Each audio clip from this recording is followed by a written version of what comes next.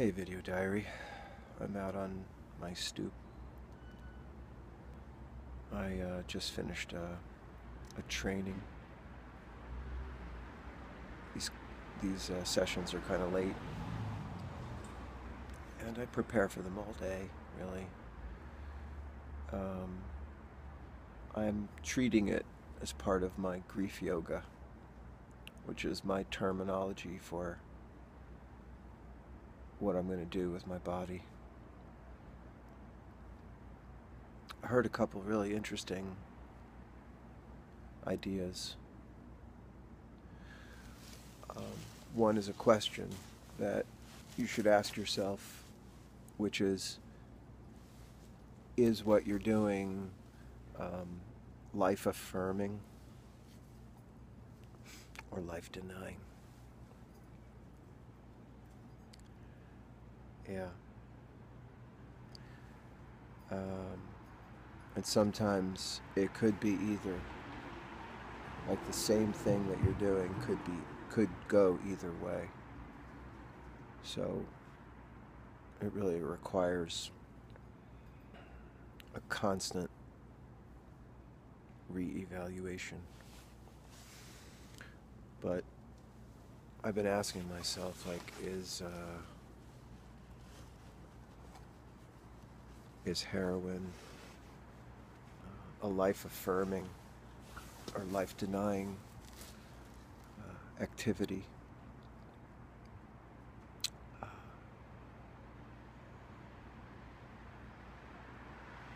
I think it's life denying because it's so dangerous and solitary, and for all the reasons I have been putting out here, that it turns people into monsters and zombies.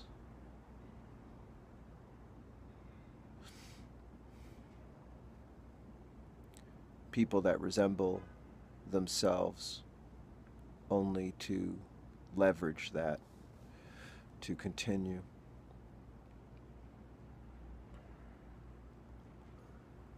And maybe that's like the power of the drug, like that movie 28 Days. Like, you get a splash of it in your eyeball and you're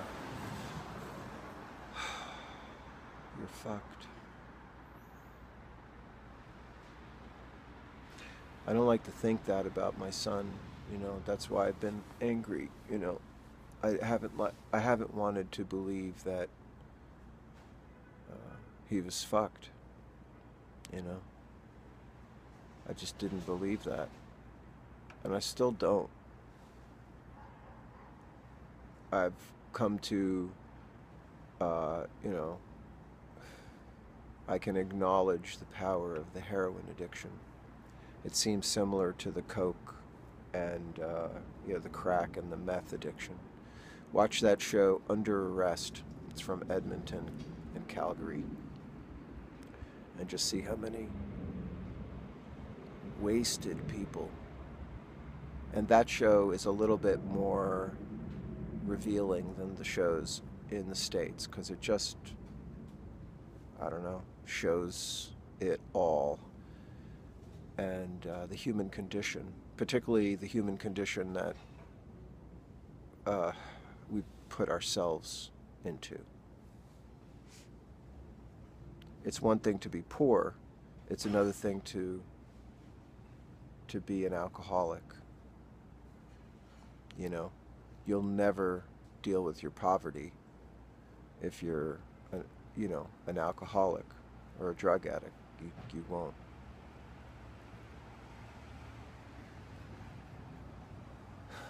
It's perpetuating it. If it's not causing it, it's certainly perpetuating it, which means it's causing it at that point.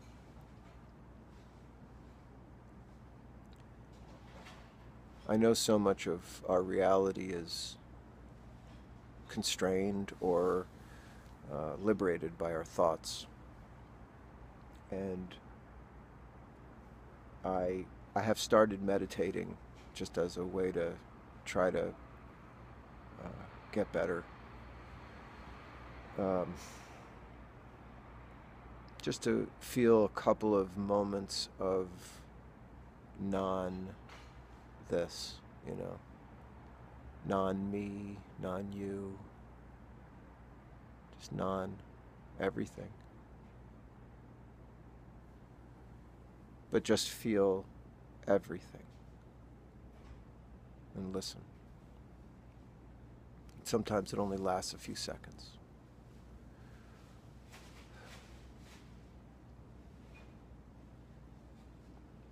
And I'm dedicating this work to my son.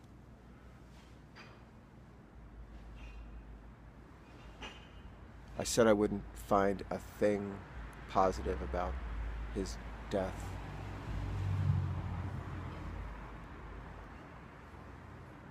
But just following up on some of the things that he loved is helping me deal with losing him.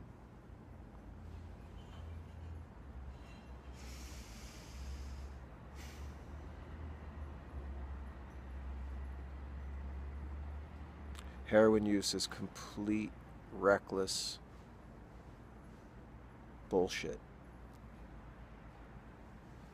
Opioid use, period. It's just reckless, stupid. I guess once you're addicted, if let's say you just can't stop it, you're one of those monster zombies that you're just gonna go back to it. There's nothing you can do. You can't help it. Because I've heard those stories.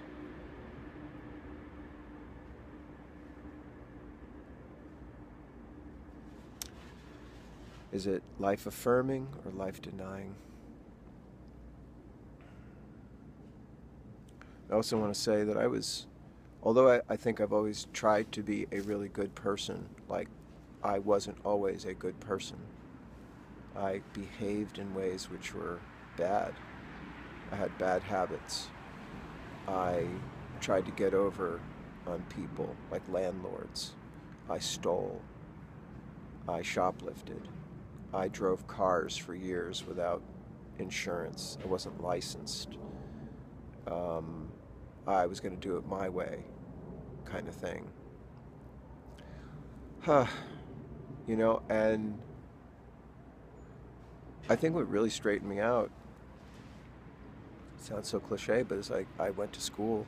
I had enough of trying to teach myself and place myself in the hands of others. And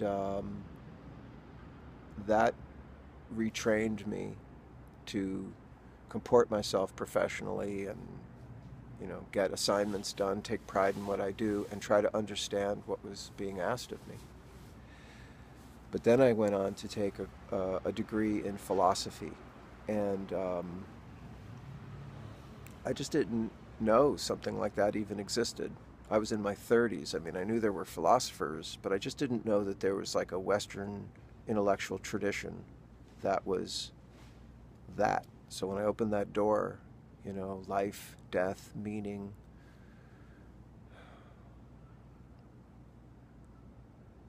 values, morals, systems.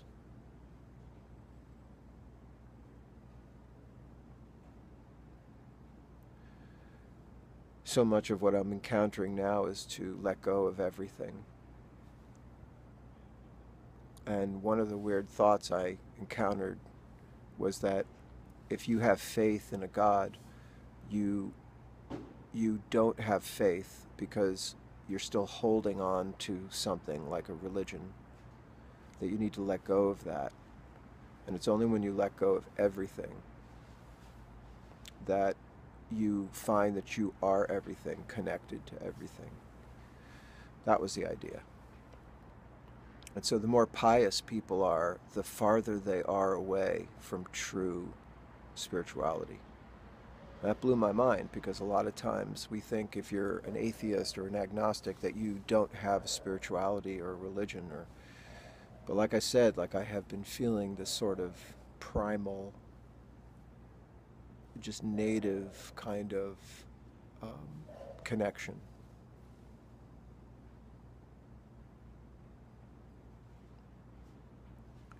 I think I always felt it.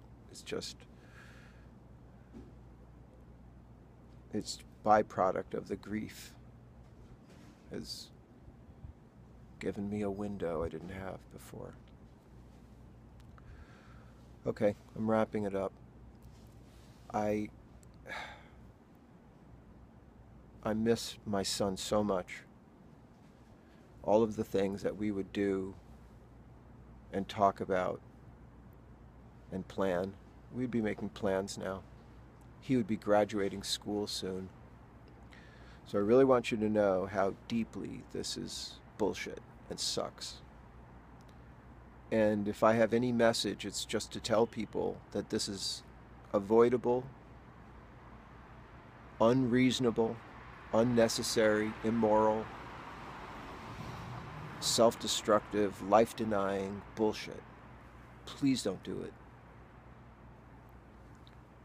Life is it's so good.